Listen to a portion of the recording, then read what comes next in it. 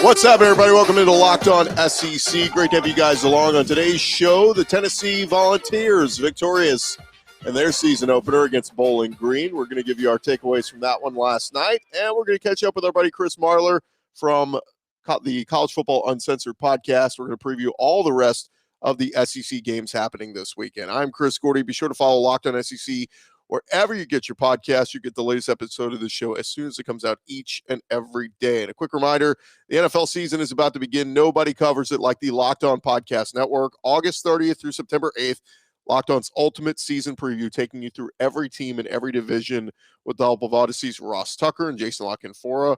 Follow the ultimate season preview feed on the Odyssey app. All right, let's jump into it. You are Locked On SEC, your daily podcast on the Southeastern Conference. Part of the Locked On Podcast Network, your team every day.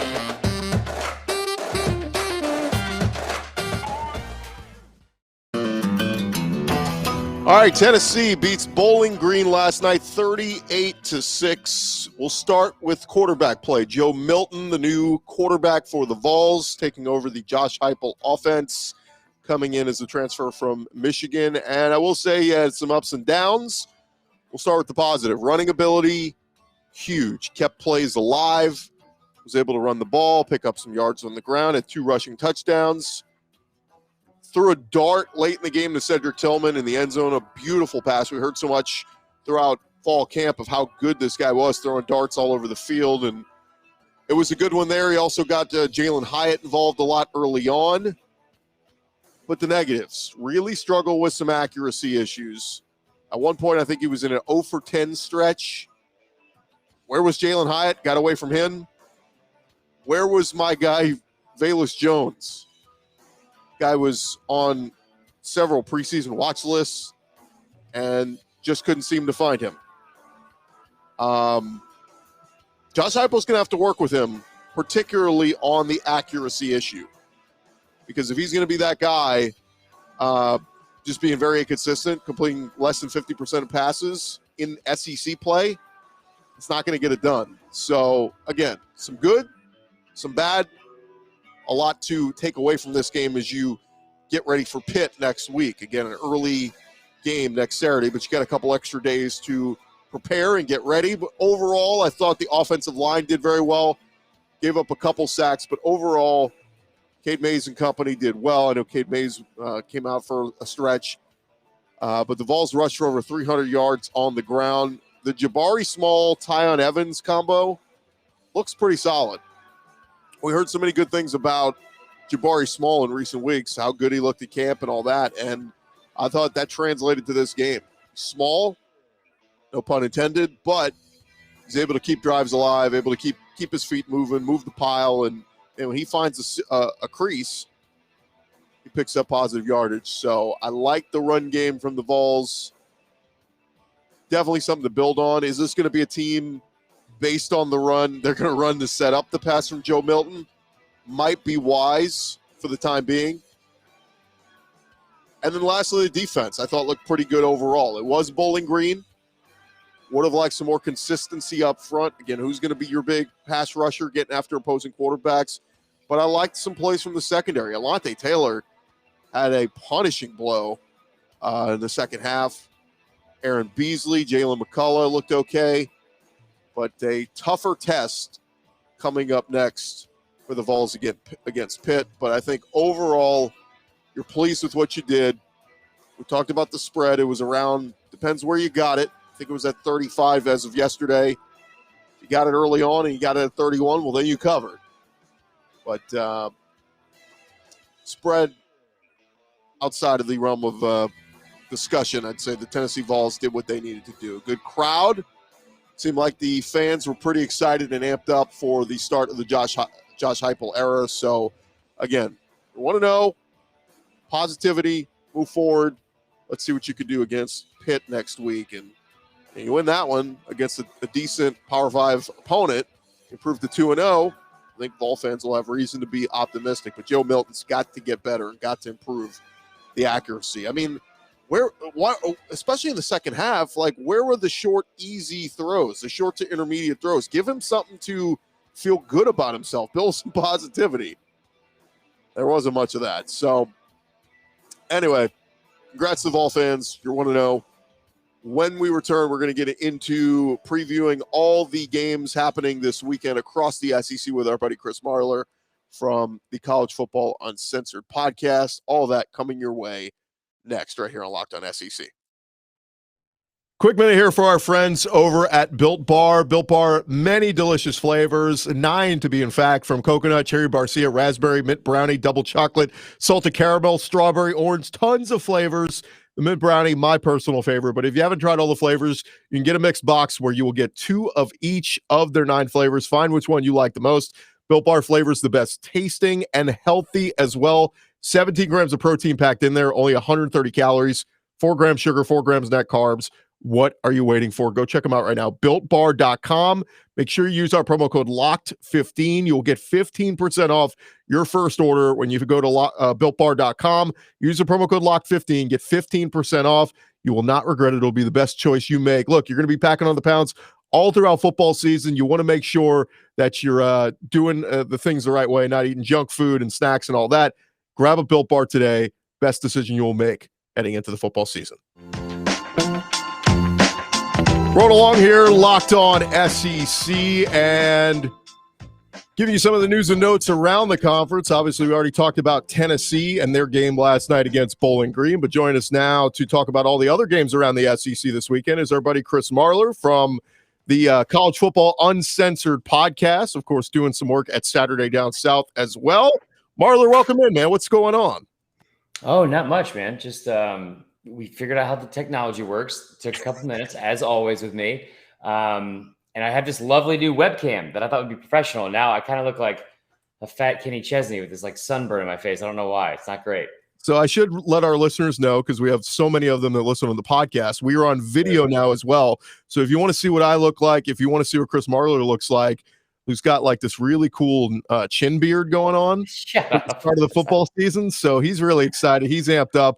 And we're ready to go for week 1 of the SEC football season.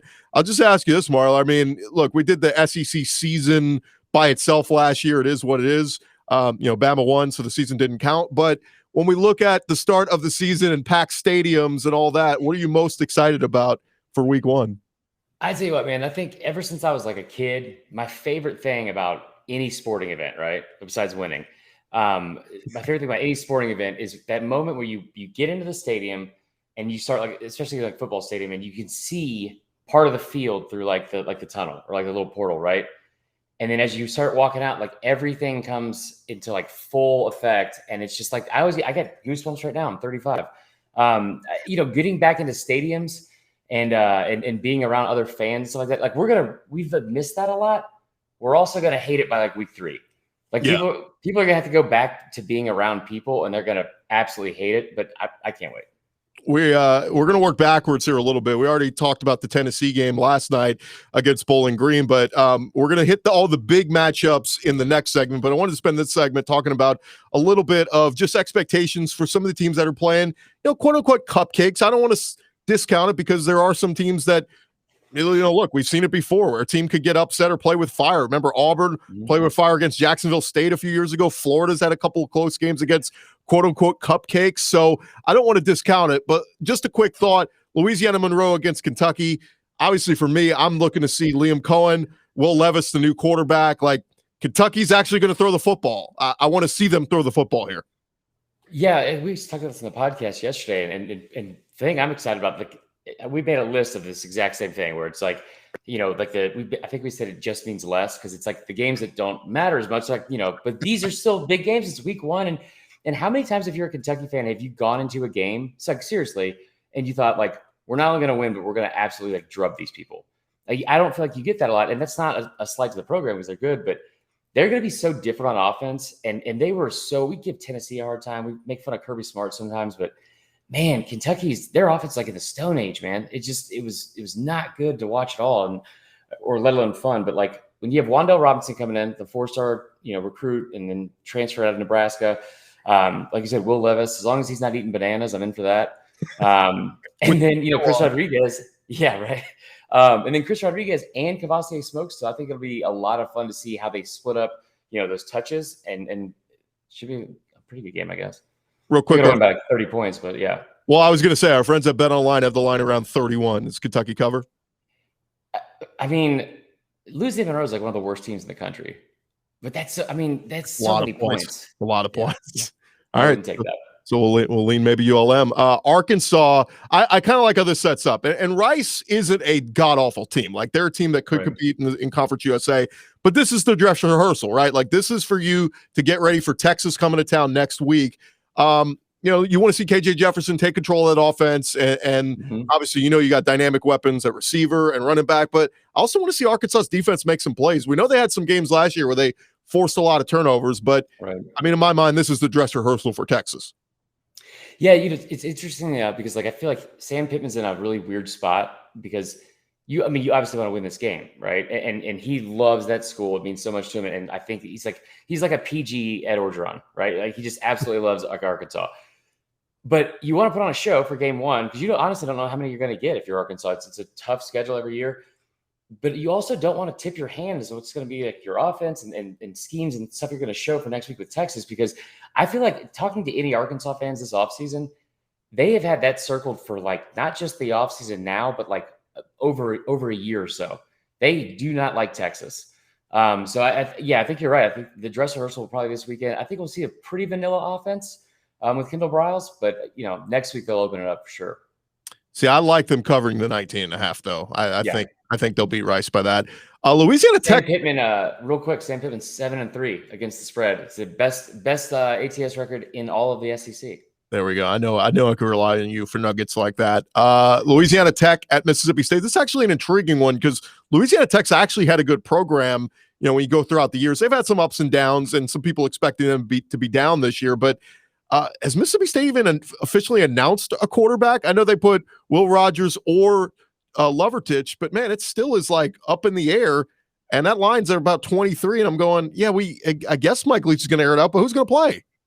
Right. What's weird too is that I feel like everyone expects it to be Will Rogers. Like he had a very good season statistically last year. Not necessarily with for yardage, but very efficient. I mean, for a freshman to complete that percentage, I think it was 68%. That's ridiculous. Every time they bring it up in a press conference, everyone kind of assumes it's going to be Will Rogers. And I feel like every time Mike Leach just ends up immediately going to praise the other quarterback. And I don't know if that's some kind of mind games he's playing, but I fully expect to be Will Rogers. I'm sure we'll see both, but I think in year two of Mike Leach offense, I think they average the uptick in points per game is 7.6 from year one to year two once people understand the actual offense and the schemes. And I think he's 10-1 in openers, season openers at Texas Tech and Mississippi State combined. A couple more quick hitters. Central Michigan is at Missouri. Missouri only about a 2-touchdown favorite. We expect them to take another step forward maybe this year in the Eli Drinkwitz reign. But I think personally what I'm looking for is you lose Larry Roundtree, who's one of the most underrated running backs in the SEC last year. It's now Tyler Beatty that they're going to lean on. I'm interested to see how he looks as the full-time starter. And then obviously Bazelak year two as the starting quarterback, how much he improves. Yeah. And the transfer from Ohio State at receiver, I mean, they brought in some talent. I think Eli Drinkwitz has got, a lot of momentum. I think they had in the offseason, they sold more season tickets than they had in some amount of years. And they still feel really good about that team. They got kind of worn out a little bit, just towards the end of last year.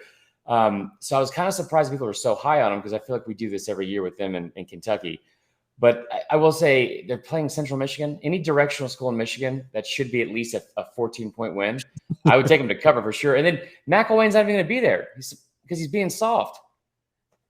Oh, yeah. Well, they said so as far as the receivers go, Mookie Cooper and Macklin, I think, are both supposed to be out. So, yeah, we'll see. But I don't know if they're I don't know what Missouri, find some guys to throw it to. How about Akron, Auburn? Oh, God. I mean, I want to see. I know it's Akron. I know they're 37-point favorites, but okay, we know Tank Bigsby's good. Bo Nix, I know it's Akron, but dude, go show me. It doesn't matter if it's Akron. Go throw for 300 yards, 4 touchdowns, and show us, man, Bo Nix is ready to go this year.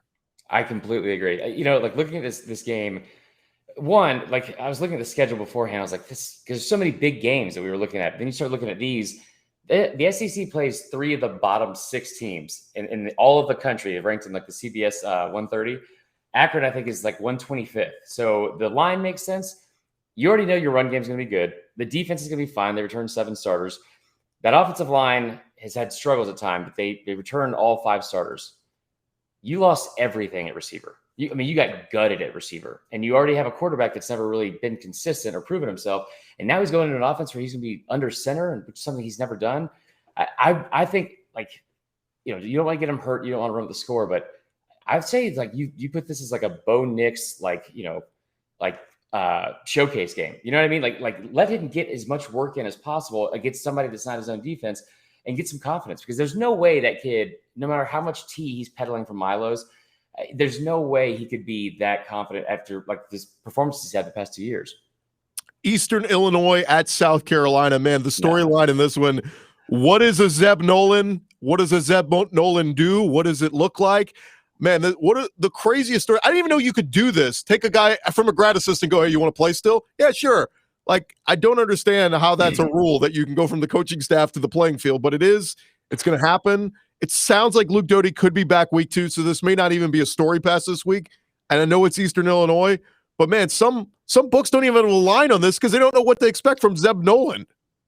Okay, first off, tip of the cap to Zeb Nolan, because he's been playing chess for a while we've all been playing checkers. Because I mean, what a power move. First off, it reminds me of like with Beamer picking him, and I know Doty has been injured, but like I said this before, like South Carolina has the whitest sounding quarterback room in the country. It sounds like an episode of The Bachelor. It's like Colton, Connor, Jason, and Luke. Okay, like, and then all of a sudden somebody with a Z in their name comes in, Zeb. Yeah. Like, he's got like frosted tips and crap like that. Like, he probably drives a Camaro, and you sit there looking at Beamer, and he's like, oh man, this new kid in school, like, pretty intriguing.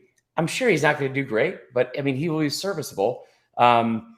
I think Doty needs to be the guy long term, but yeah, this is an incredible story. Just, I mean, he's wearing number 25. Yeah. What is that? It's so weird. I hope Kevin Harris, we haven't heard official word, Kevin Harris will go or not, but man, they got so many different Marshawn, all these different guys they have behind him. We know the backfield is going to be good for South Carolina. What can they get out of the quarterback play? That'll be really interesting to see on Saturday. Real quick, we'll give you 10 seconds on this. East Tennessee State at Vandy. Ken Seals, does he get better in year 2 at quarterback? That entire game is like a second grade recital. Like, nobody's going to want to be there, and you're going to have to show up just to support the city. It's like, just whatever. It's going to be awful. But does Vandy win? That's most important. Yes, they better win. Yeah. Okay. Yeah. Not many wins on the schedule for Vandy this year, but that is one of them. All right. More with Chris Marler right after this. Need to remind you guys about our friends over at BetOnline. It is that time of year again. Teams back on the gridiron, college football. All the action getting underway starting tomorrow. And BetOnline, as always, is your number one spot for all the pro and college football action this season. You get all the updated odds, props, and contests, including some of the online's biggest $500,000 NFL mega contest. You can find it right there at BetOnline. And make sure, if you haven't signed up before, go do so on your mobile device and use our promo code LOCKEDON. That's LOCKEDON. Sign up today. You'll get a 100% welcome bonus. And BetOnline is the fastest and easiest way for you to bet on all your favorite sports, from football, basketball, boxing, to your favorite Vegas casino games. They got it all for you right there. But make sure, I'm telling you right now, you don't want to be signing up for the last minute, like, oh, I missed kickoff. Sign up today. Place your bets before all the action gets started tomorrow, and you can enjoy the games just a little bit more. BetOnline, they're your online sportsbook experts. Going along here, Locked On SEC, and a pleasure to be talking with our buddy Chris Marler from the College Football Uncensored podcast. And if you're listening to us on the podcast, you can go check us out on YouTube as well. Just search Locked On SEC, and you can see Marler. It's kind of got like a Justin Timberlake kind of look going today with the I haven't got that in a minute. With the hat pulled down, so I don't know what that's all about, but good for you, man. You know, I've just ever since we had that breakup, I just haven't eaten in like a month and a half. So that's been a great diet plan for me. Yeah, is that one of those things that is it okay to say you look good? Like, you know, I mean, like put it this way. I had a buddy who lost 20 pounds from COVID, and it was really bad. He was in the hospital, and he's doing great now. We're so happy for him. But it's like, can you even say man, you look great. Absolutely. The way he lost I love getting the flu. That's like a great way to lose 7 pounds. I go to Chick-fil-A sometimes, like in the morning, I'm like, hey, listen, can you just make that medium rare? Because I like this weekend I have to be in a bathing suit, and they never like that joke, but no. By the way, for those who can't see him, Marler is repping the Alabama t-shirt today. I am repping a generic SEC t-shirt where it's all the colors of the states with no names on it. So that looks like a scarf, not a scarf, but like a big. Never mind. You know what? We're done here. So Alabama is split. That's something you would knit. Yeah, it's pretty nice. A&M gets the whole state of Texas, so good for them. We're previewing all the games happening in SEC Week 1. Let's get back to. We still got a couple cupcake games before we get into the big ones. Real quick, Florida Atlantic against Florida. I hate to keep harping on the quarterback spot, but man, we want to see Emory Jones. How does he look now that Kyle Trask is gone? And is he maybe better suited to run the Dan Mullen offense with the running threat? Yeah, I don't know if he's going to put up the same numbers. I would venture to say no, because the numbers that Trask put up last year were historical in a lot of ways. But we're going to see the full playbook, right? Like there's some pages in that thing that we're not able to be turned to with Kyle Trask. I mean, Kyle Trask is not very mobile. He runs like the guy from Happy Gilmore. Like, your ball struck my foot, that guy. So I'm excited to see Emory Jones. I really want to see this kid, Anthony Richardson, because he's, come on strong like for most of summer and then fall camp. And that, I think that probably went a lot later, like QB battle, like later into camp than people thought would happen. But for me, honestly, we talk so much about the offense, right? Like, because they lost just absolutely generational talent and first round picks and all that kind of stuff. That defense was awful last year. Yes. Awful. And so I wonder how they're going to be, because I tell you what, like, if for some reason FAU comes in, they are third in the country in returning production. If they come in and it's remotely close in the second or quarter or halftime, Grantham might be run out of town like before the game's over. Yeah, and all the pieces on that. I mean, you bring back Zachary Carter, you bring back Ventrell Miller. I mean, Kyer Elam's at the top of everybody's list as far as DBs go. Like, you've got pieces there. It's very similar to LSU, but LSU made the coaching change. You got Eli Ricks, you got Derek Stingley, you got all these pieces, and you expect them to be better. You bring back Grantham, I don't know if they're going to be better. I don't know if we're going to see the best out of these defensive players because it was so bad last year. But most people they'll give Grantham, last year was a fluke, and he gets back to being a good DC this year. I mean, he's been like that for the last 2 years, right? He had no, hear me out of this, because I get the whole, I understand that he had one really good year at Mississippi State in 2017, right? They were a top 10 defense. I think they actually led the country in something. Maybe it was scoring defense. Then he goes to Florida in year 2. He was a top 10 defense there. And he walked into a loaded defense. CJ Henderson, a lot of players everywhere. And in the last couple of years, he's gone back to what we saw at Grantham. This guy hasn't changed from Louisville. There's a reason he got fired from there, right, and Georgia. And so, I just, I'm sure he knows more than I do. And I'm sure Mullen does. That's why he kept him. But my God, I mean, you had an offense last year that could have competed for a national championship if you could stop anybody. I'll say this: to 2019, the defense was better. They didn't give up as many points. Last year, they gave up a lot of points. And man, I can't help but what if JT Daniels starts in the Florida Georgia game last year? Maybe it goes differently. Maybe not, because Kyle Trask had his way against Georgia's defense. But Georgia was up 14-0. Yeah. If JT Daniels played against Bama, they would have won, because they had a lead there, and Stetson Bennett, I mean, he missed several throws, but yeah. Florida covered the 23.5 against FAU. Yeah, I think this is a perfect situation for Mullen, because Mullen's just enough of a dick to not run up the score, but he's like a wrestler where he just feels like all eyes are on him whenever he enters just on a stage, basically. So I think they'll cover. I think you'll probably see a lot of backups at late, but really some of those receivers that you probably want to keep them in, just like talking about the Bo Nix thing, and running backs like DeMarcus Bowman, get him as many touches as possible, because that schedule heats up pretty quick. Got to run the ball more this year, Florida. Texas A&M, they get a cupcake. They get Kent State coming to their house, around a 30-point favorite at BetOnline. But this seems like one, Marler, that we can run the ball all day with Isaiah Spiller and A-Shane and all those guys. But to me, Haynes King just named the starter.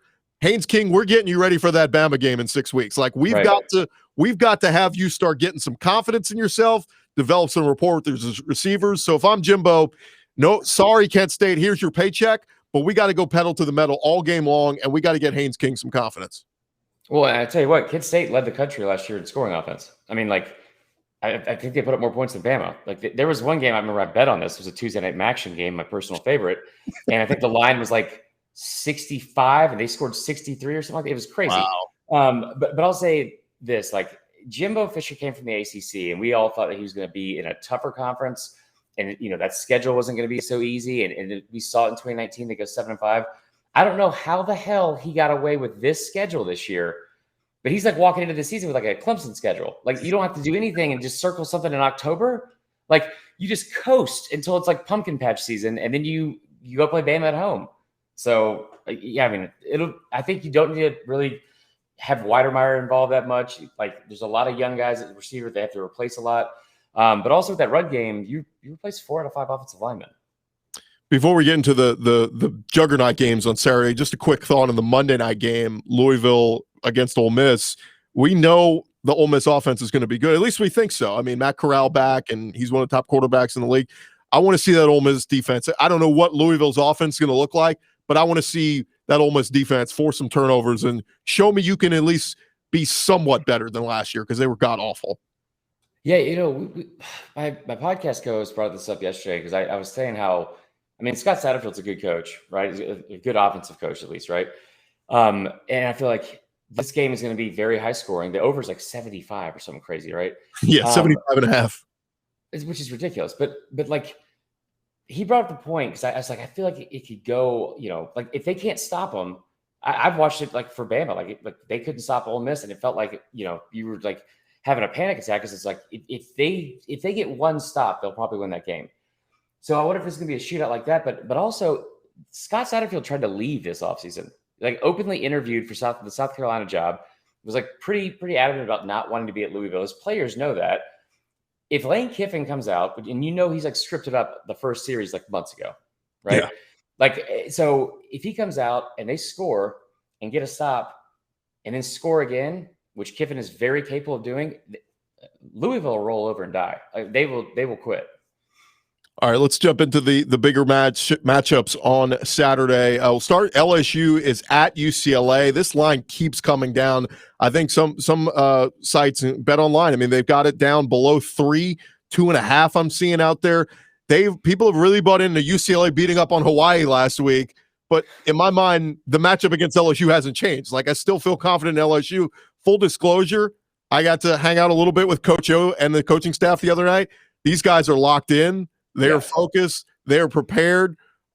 Despite moving over to Houston to practice all week and heading to Los Angeles, these guys are keyed in. I don't think the hurricane, all that's going to be any bit of a distraction for them.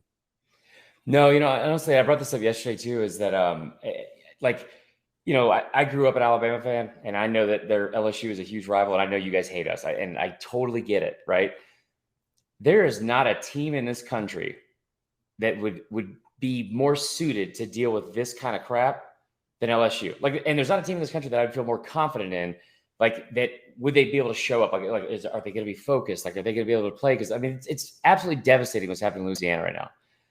And the fact that you have Coach O as the one at the helm, like leading the way, like, there's not a better person in America for this specific job in this specific game. And there's something about like people in Louisiana that are so damn resilient about everything. We saw it like with the Saints and Falcons, even though I'm a Falcons fan, in the first game back after Katrina, the game from like 2005, I want to say, or something like that, but against Tennessee, way back in the days, like a Monday night game. I was there. I think they go out there and absolutely like dominate UCLA. Like, the quarterback is not great. Right. He was 10 of 20 last week. and he was still popping off on TikTok. Like, what are you doing, dude? So if you're LSU, this is simple. Like, their most efficient thing on offense was the running back, like, going like 6 carries, 103 yards, stack the box with your front seven, and then just put Ricks and Stingley on an island. Like, I think they will absolutely hammer this team, and I can't wait to bet the -3.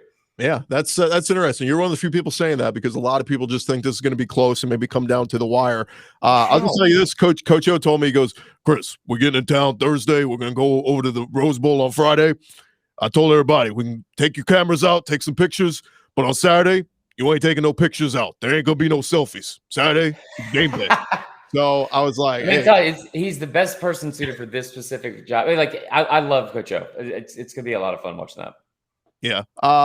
Let's get into it. The two big games coming down to it on Saturday, 2:30 Central, 3:30 Eastern on ABC in Atlanta, Mercedes-Benz Stadium. I think you're going to be there, right? Number 1 Alabama against number 14 Miami. I've seen this line. It hasn't moved a whole lot. I mean, it's been around 19.5, 20, but the more and more I start to watch film on De'Aaron King, I don't know if I'm just talking myself into it, Marler, but I think Miami keeps it close for a while. I've been saying this since February. Like this matchup is not a great matchup for Alabama, because one of the things Saban's even talked about in the offseason is you're not just losing a lot of production and generational talent there. Three of the top 5 Heisman finalists, they lose 3 or 5 on the offensive line. You don't replace them with any seniors, right? With the receivers, at least, with Zavonta and Jalen Waddle.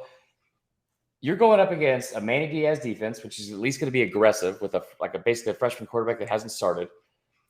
Then you have Rhett Lashley. I always mix up if it's Rhett or Scott.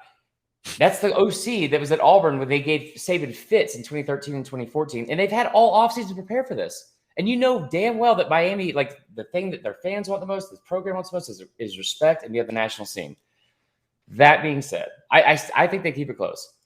But Bama is 10-0 in neutral site openers in the last 10 games, and they've won by an average of 25 points per game. You look at Miami and how they fared against top 10 teams. In their last 10 games against the top 10, they are 1-9, and they've lost by an average of 23 points per game, and 5 of those 9 were by 25 points or more. So I'm not going to bet on it, but because just the numbers tell you to go with Bama. But I agree with you, man. I think they keep it close. Are you gonna cheer in the press box? I'm gonna get kicked out at some point. If this ends up being a 2nd and 26 game, I'm screwed. I'll have to I guess sneak down to the stands or maybe on the field. I don't know. All right, let's jump into it. Our game of the week. Game of the week. And that is number 5 Georgia versus number 3 Clemson. Let me fade this down. That music stayed up way too long. I thought it was supposed to just come in and then fade out really quick. We're working on the technical side of thing. Number 5 Georgia against number 3 Clemson. Clemson's been about a field goal favorite ever since this line first came out. I keep saying it's going to be a fun game. It's going to be a great game. But at the end of the day, I don't think it's a game that matters. If Clemson loses, they're going to run through the ACC and win that. If Georgia loses, I think they can run through the SEC East, still make it to Atlanta. Now, the only way this game really matters if you're Georgia is if you think they lose a game along the way in the SEC. So, if they beat Clemson, but they trip up, lose a game. And then one other scenario, let's say you beat Clemson, win the rest of your schedule, but then you lose to A&M or Bama in Atlanta. I think Georgia still has a chance to get into the playoff that way. But I think I don't even want to get into that territory, because then you're having I do real quick. Because this is as somebody grew up in the state of Georgia and loves just trolling Georgia fans in general, even though I have plenty of friends that are Georgia fans.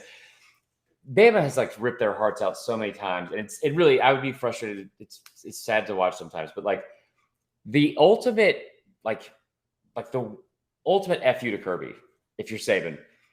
What if Bama somehow goes 10-2 and still wins the division, and Georgia is sitting there at 11-1 or 12-0, and at 10-2 with no chance of getting in the playoff, Bama somehow beats them, and even in this perfect season when you're oh my god, everything's setting up for us, and we got a 2-loss Bama team. That would be hilarious. Yeah. I like the scenario better. And I don't know if you heard earlier in the week, but I made my official predictions. Now, here's my official predictions for this year. I've got Bama loses to A&M in College Station, but wins the rest of their games. A&M is undefeated into the last week of the regular season. They go into Baton Rouge and lose to LSU, a place they haven't won since they've joined the SEC. So A&M still goes to Atlanta, plays Georgia in the SEC title game. Georgia beats them. Georgia's in the playoff. 1-loss Bama gets in as well.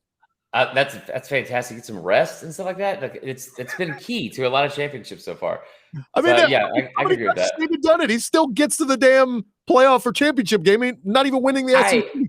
I will always die on this hill, and I will we're not going to get into it today, but that 2011 team, I understand that everyone didn't want to see that game, but they were the best 2 teams in the country, and it wasn't even close. If you're upset that you get to watch a better offense, then go get mad at Mike Gundy and Oklahoma State for losing to Iowa State on a Thursday night. It was an unranked team. Bama hasn't lost an unranked team since like the Clinton administration. So just that was their fault. Well, and of course, after that first matchup, Nick Saban said, hey, what did we do that game that didn't work? Yeah, let's do something else. And Les Miles went, we're going to do the exact same thing we did last time. Nick Saban's like, okay, sure. Run Jordan Jefferson out there. You won't cross the 50. Our buddy Chris Marler from the College Football Uncensored podcast. I haven't listened to today's episode yet, but I'm sure you guys are doing the same thing, breaking down all the matchups heading into week 1. Yeah, so we're actually doing something a little bit different. And by the way, I think Georgia does lose that game just because the injuries. I think that they're a better football team. Yeah. And I think they'll get them later in the season. But like you said, it doesn't really matter. So I think Georgia wins. I think they ground it down. I think Georgia's going to be a much better run game this year than a lot of people think. I tell you what, also Dabo coming out with it, we're going to rotate centers like he's never coached a football game before with maybe the best interior line besides theirs in the country. Anyway, so we shifted some of our content instead of all SEC stuff. It's like primarily SEC stuff and with more of like a national scope. So yesterday, it's very odd. We were talking about UCF and Boise and Ohio State and Minnesota and just all the things that 2020 Chris I would have hated. So yeah, there's that. Man, so if I asked you for some advice on, I don't know, let's see, Holy Cross against UConn, you could break that down for me? We brought that up. We did fake bowl game names. I swear to you. So we did fake bowl game names for the week 1 games, and that was the Ernst & Young Summer Internship Nepotism Bowl. Because everybody that goes to that school, I guarantee the name's like Jake or Brock or something like that, and they definitely have like a cush job at a summer internship. Who was the late game this past weekend? Like the late game? San Jose State? Yeah. I bet on that game, and they covered, but they need a goal line stand to cover because you took the under? Yeah, I took them to cover. Okay. So it was minus whatever, but the friggin' was it South Dakota State, whatever the team was they were playing, Southern Utah? Utah. Yeah, they get down to the goal line. It's the first and goal. I'm like, oh my God, if they score here, I'm not going to cover. And kudos to San Jose State's defense. Let me tell you something. My buddy that we're sitting there watching the games on Saturday night, and we both were not going to gamble. I was like, listen, I'm not going to gamble, but like if you want to, the best bet is the under. Because I'm going over the numbers. I'm like, dude, they have 6-1 against the under last year. They have like the 111th slowest pace of play in the country. This other team's terrible, and they hit the under almost every game last year, dude. In the first half, they almost had the over by the second quarter. Wow! And then we just sat there in panic mode the rest of the game. It was awful, but they ended up covering it. So. Well, our buddy Chris Marler, can't thank you enough. Bringing sexy back, looking like got the Justin Timberlake look going today. So appreciate the time, man, and we'll do this again real soon. Sounds good, man. We'll talk to them. All right, Chris Marler of the College Football Uncensored podcast. Before we get out of here, I want to remind you guys, betting on the SEC does not have to be a guessing game. If you listen to the new Locked On Bets podcast with our buddy, your boy Q and Lee Sterling, Lee will give you his lock of the day. Follow Locked On Bets, brought to you by BetOnline AG, wherever you get your podcasts. I'm Chris Gordy. You guys have a great weekend of action. We'll talk to you guys next week, recapping it all right here on Locked On SEC.